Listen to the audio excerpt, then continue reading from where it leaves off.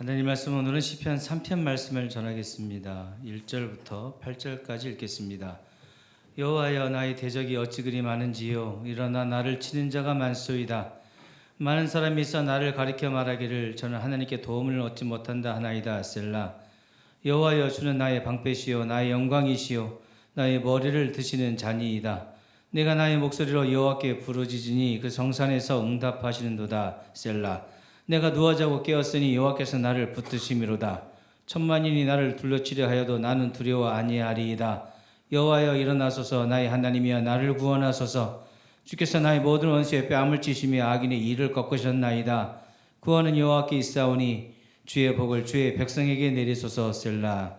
아멘. 하나님 은총에 함께 하시기 바랍니다. 시편 3편 말씀을 처음 준비할 때는 2주 분량이면 될 거라고 생각을 했는데 말씀을 전하다가 보니 3주 분량이 되었습니다. 이 또한 하나님의 뜻이 있을 것이라고 생각하고 순종하면서 말씀 전하도록 하겠습니다. 피차간에 하나님 주신 은혜가 있기를 바랍니다.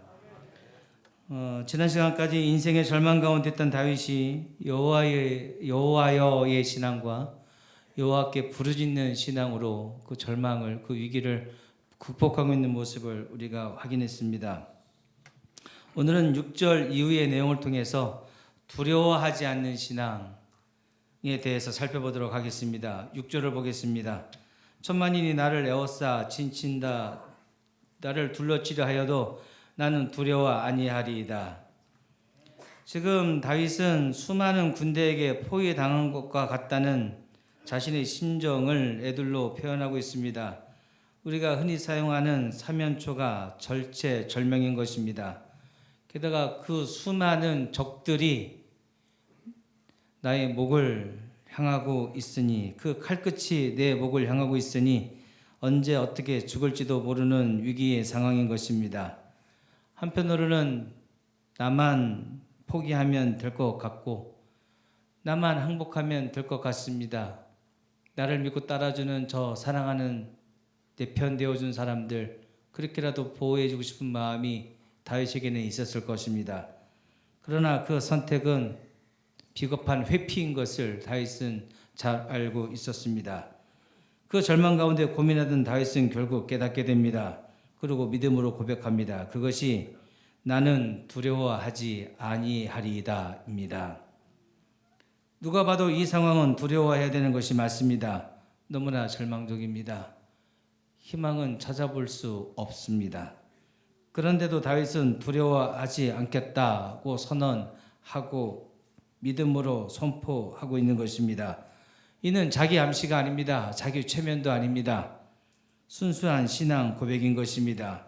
이 선언과 고백을 통해서 우리는 다윗이 하나님을 얼마나 믿고 신뢰하고 있었는지를 가늠해 볼 수가 있습니다.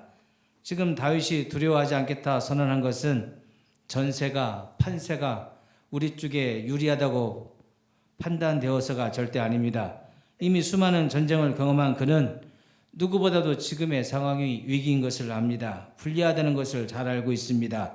그럼에도 불구하고 그는 두려워하지 않겠다고 선언했습니다. 그 선언은 하나님에 대한 믿음과 신뢰를 기반으로 한 것임을 우리들은 알 수가 있습니다. 이 믿음은 적들의 강력함과 아무런 상관이 없습니다. 수많은 적들이 최신식 무기를 동원해서 나를 공격해 온다 할지라도 흔들리지 않습니다. 왜냐하면 하나님께서 나와 함께 하신다는 것을 알고 있기 때문입니다. 세상은 중과 부적을 말합니다.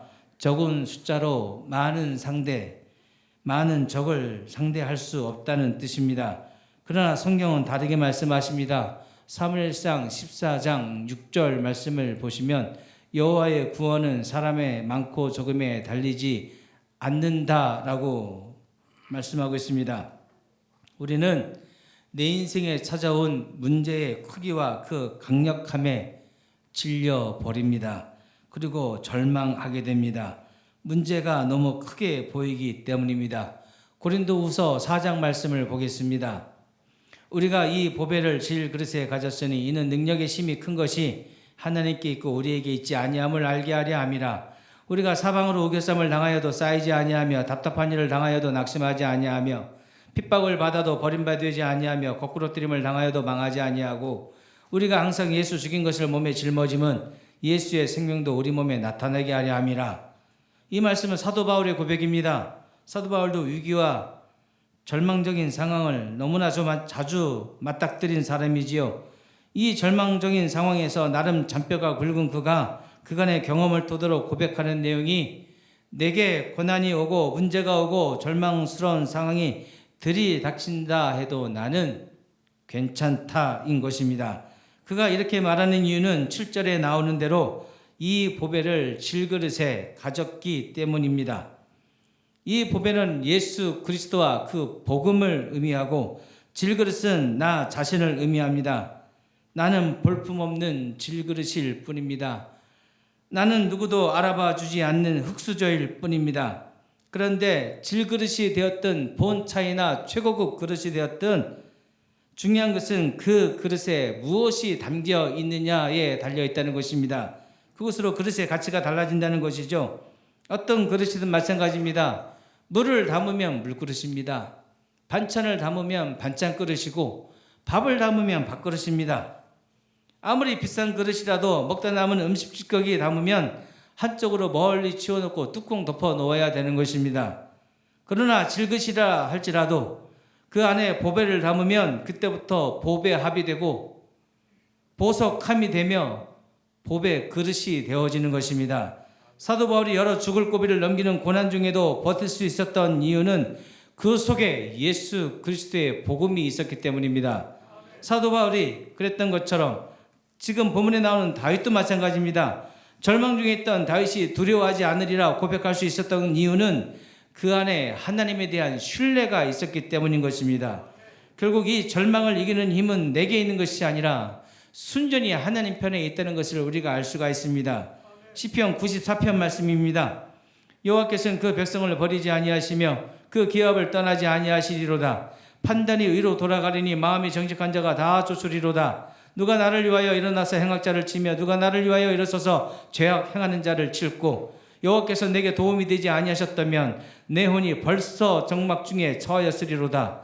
여호와여 나의 발이 미끄러진다 말할 때에 주의 인자하심이 나를 붙으셨사오며 내 속에 생각이 많을 때에 주의 위안이 내 영혼을 즐겁게 하시나이다. 율례를 빙자하고 자네를 도모하는 악한 재판장이 어찌 주와 교제하리이까. 저희가 모여 의인의 영혼을 치료하며 무죄자를 정죄하여 피를 흘리려 하나. 여호와는 나의 산성이시요 나의 하나님은 나의 피할 반석이시라. 저희의 죄악을 저희에게 돌리시며 저희 악을 인하여 저희를 끊으시리니 여호와 우리 하나님이 저희를 끊으시리로다. 다윗은 모든 상황에 대한 판단을 하나님께 맡기고 있습니다. 즉 하나님께서 선악간에 판단하실 것이라 믿는 것입니다. 이렇게 옳고 그름의 판단을 하나님께서 하실 것을 믿으니 나는 걱정하지 않는다. 나는 두렵지 않다라고 하는 고백을 하게 되는 것입니다. 20절에 나오는 대로 하나님께서는 악한 재판장을 징계하십니다. 또한 무지한 자를 힘들게 하고 괴롭히는 자들을 끊어버리십니다. 다윗은 그 하나님의 심판과 판단, 하나님의 선택과 그 결정을 신뢰하고 있는 것입니다. 뿐만 아니라 22절에 나오는 대로 하나님은 나의 산성이 되시고 나의 피할 반석이 되어주셔서 각종 위기 가운데 나를 건져 주실 것이라 믿고 있는 것입니다. 그것으로 다윗은 담대하게 된 것입니다. 두려워하지 않게 된 것입니다. 그렇다면 이 두려워하지 않는 신앙, 하나님을 신뢰하는 신앙에게는 어떤 축복이 있을까요? 7절에 그 내용이 나옵니다. 여호와여 일어나소서 나의 하나님이여 나를 구원하소서. 주께서 나의 모든 원수의 뺨을 치시며 악인의 이를 꺾으셨나이다. 두려워하지 않는 신앙에게 주시는 축복은 원수의 뺨을 치시며 악인의 이를 꺾으심입니다. 대적들을 멸하시겠다는 말씀입니다.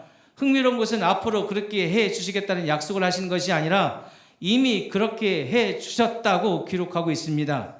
이렇게 앞으로 되어질 일인데 이미 이루어진 것처럼 표현하는 것을 과거 완료형 시제라고 하지요. 히브리어에서는 확신에 찬 표현을 사용할 때는 종종 이런 표현 방식을 사용한다고 합니다. 근데 생각해 봤더니 우리나라 말에도 이런 표현이 있습니다. 예를 들어 보겠습니다. 아이들이 놀이터에서 잘 놀다가 어쩌다가 다투게 되는 경우가 있습니다. 그때 꼭 아빠에게 전화하는 아이들이 있습니다. 그럼 그 전화를 받은 아빠는 이렇게 답합니다. 그래, 알았어. 아빠가 금방 갈게. 전화를 끊은 그 아이는 상대방 아이에게 확신에 찬 어조로 이렇게 말합니다. 너는 이제 죽었어. 아빠가 금방 올 거야. 죽여줄 아빠는 출발도 안 했는데 너는 이미 죽은 겁니다. 여러분, 바로 이것입니다. 다윗은 하나님께 전화와 같은 기도를 했을 뿐입니다. 어떤 기도입니까? 일어나소서, 구원하소서입니다. 그런데 원수들은 이미 뺨을 맞았고 벌써 이가 꺾였답니다. 원문을 봤더니 턱뼈가 부러지고 이빨이 부러졌다는 뜻입니다. 나는 기도만 했을 뿐입니다. 그런데 하나님께서는 이미 원수들과 악인들에게 진노를 펼쳐내셨던 것입니다. 이것이 두려워하지 않는 믿음, 하나님을 신뢰하는 믿음을 가진 자들에게 주시는 축복의 내용인 것입니다. 오늘 저와 여러분을 괴롭히는 문제들이 그리고 대적들이 우리의 기도를 통해 온전히 해결되어지는 귀한 은혜가 있기를 진심으로 바랍니다. 마지막 8절 말씀입니다. 구원은 여호와께 있사오니 주의 복을 주의 백성에게 내리소서. 셀라. 결국 두려워하지 않는 신앙은 두 가지를 깨닫습니다. 하나는 구원은 하나님께 있다는 것입니다. 구원은 인간 스스로가 풀 수 없는 난제 중에 난제입니다. 나의 힘으로 어찌할 수 없는 것이 죄와 구원의 문제인 것입니다. 그 구원의 정답과 해답이 모두 하나님께 있다는 것입니다. 바로 그것을 말하는 겁니다. 죄의 문제, 구원의 문제도 해결하신 하나님이 내게 있는 입감 문제점 왜 해결을 못해 하시겠느냐는 것입니다. 하나님은 우리 인생들에게 있는 모든 문제의 해결사가 되어 주십니다. 여러분, 하나님께 의뢰하십시오. 하나님께 아뢰시기 바랍니다. 그렇게 응답도 받으시고 문제 해결도 받으시는 귀한 종들 되시길 바랍니다. 두 번째로 깨닫게 되어지는 것은 우리 하나님은 주의 백성들에게 복 주시는 분이시더라는 겁니다. 다윗은 이번 문제를 통해 우리 하나님의 복의 근원이심을 새삼 깨닫게 되었습니다. 그동안은 문제만 보였습니다. 문제 속에 갇혀 있었습니다. 문제를 해결하는데 급하다 보니 까먹고 있었습니다. 잊고 있었습니다. 우리 하나님은 고통을 주시는 것이 아니라 오히려 복을 주시는 하나님인 것을 잊고 있었던 것입니다. 그것을 깨달은 다윗이 하나님을 더더욱 신뢰하게 되어진 것입니다. 여러분은 어떠십니까?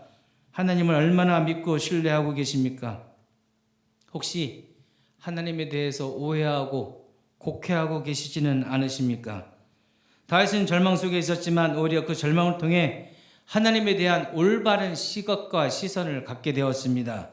다윗에게 절망은 오히려 기회가 된 것입니다. 이 자리에 심각한 위기를 만난 분들이 계십니까? 위기란 위험한 기회에 달하는 말이 있지요. 위기를 절망의 기회로 삼지 마시고 축복의 기회로 삼으시는 지혜로운 종들 되시기 바랍니다. 마지막으로 살펴볼 것은 본문 속에 등장하고 있는 셀라라는 단어입니다. 시편 3편 말씀에만 3번 등장하지요. 이 셀라라는 말은 쉼과 안식, 멈춤이라는 뜻입니다. 노래 때 사용하면 음을 높이라는 뜻이 되고 지금과 같이 문장 속에서 이 표현을 사용하게 되면 잠시 쉬고 멈추라는 것입니다. 잠시 있던 것을 멈추고 이전의 내용을 충분히 묵상한 다음에 다음 구절로 넘어가라는 뜻입니다. 그러나 이렇게 여럿이서 함께 읽을 때에는 각자의 쉼의 시간과 안식의 범위가 다르다 보니 그냥 그 표시가 있다는 것을 확인하고 지나가는 것입니다. 요즘 우리 교회 성경을 열심히 읽으시고 쓰시고 심지어 타자도 하시는 분들이 많으십니다.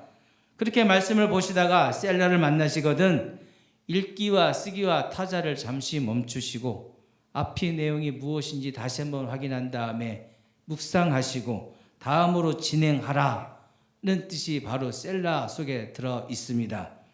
그런데 이 셀라가 말입니다. 우리의 삶 속에 들어올 때가 있습니다. 숨가쁘게 돌아가는 바쁜 일상 속에서 이 셀라가 찾아오면 잠시 잠깐 하던 일을 멈추시고 가던 길을 잠시 멈추시고 잠시 뒤를 돌아보면서 하나님께서 지금까지 내게 베풀어 주신 은혜를 재확인하는 그리고 그 은혜를 묵상하는 시간을 가져야 되는 것입니다. 마치 영적 티타임을 갖듯이 그러한 좋은 시간을 가지라고 하는 것이 셀라가 의미하는 것입니다. 제가 지금 설교 원고를 보고 있습니다. 여기에도 여러 문장 부호가 있는데 쉼표가 또한 있습니다. 이 쉼표는 긴 문장을 읽어야 되는 제가 숨 넘어가지 않도록 막아주는 고마운 존재인 것입니다. 이 쉼표가 우리 인생에게도 필요하다는 것입니다. 이 쉼표가 바로 셀라입니다. 그리고 이 쉼의 시간에, 이 셀라의 시간에 우리는 다른 것이 아닌 하나님과 하나님의 말씀을 묵상해야 되는 것입니다. 지금까지 내게 베풀어 주신 그 하나님의 은혜를 생각해 보십시오. 되돌아 보십시오. 그 은혜를 묵상해 보시기 바랍니다. 이 쉼이 얼마나 중요한지 주님께서도 이와 관련된 말씀을 하신 적이 있습니다. 마가복음 6장 31절 말씀입니다. 이르시되 너희는 따로 한적한 곳에 와서 잠깐 쉬어라 하시니 이는 오고 가는 사람이 많아 음식 먹을 겨를도 없음이라. 우리는 바쁘게 일하는 것이 좋은 것이라 생각합니다. 사람이 많은 것이 좋고 내가 음식 먹을 겨를도 없이 봉사하고 바쁘게 일하는 것을 보람되게 생각하기도 할 것입니다. 그렇다면 더더욱 쉼이 필요한 것입니다. 주님께서는 따로 한적한 곳에 와서 잠깐 쉬라 말씀하시면서 제자들로 하여금 셀라의 시간을 갖게 하십니다. 쉼은, 안식은 죄가 아닙니다. 단 오래 쉬는 것은 옳지 않습니다. 그래서 주님도 잠깐 쉬라고 말씀하시고 있는 것을 우리가 보게 되어집니다. 잠깐 쉰다고 하면서 계속 쉬시는 분들이 계시는데 그거 반칙입니다. 계속 쉬시다가 영원히 쉬게 될 수 있으니 잠깐 쉬시다가 얼른 복귀하시기 바랍니다.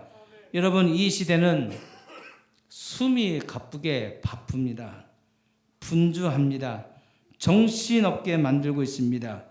지금 저와 여러분의 인생에도 신앙에도 잠깐의 셀라가 필요합니다. 여러분 잠깐만이라도 잠시만이라도 멈춰서서 여러분의 뒤안길을 돌아보시기 바랍니다. 지금까지 베풀어 주신 하나님의 은혜를 생각하고 감사하는 시간을 꼭 가지시기 바랍니다. 한 주간도 치열하게 살아내신 여러분, 오늘 그 뜨거웠던 열기 잘 식혀내시고 주님과의 오붓한 시간을 셀라로 가득 채우시기를 진심으로 바랍니다. 기도하겠습니다.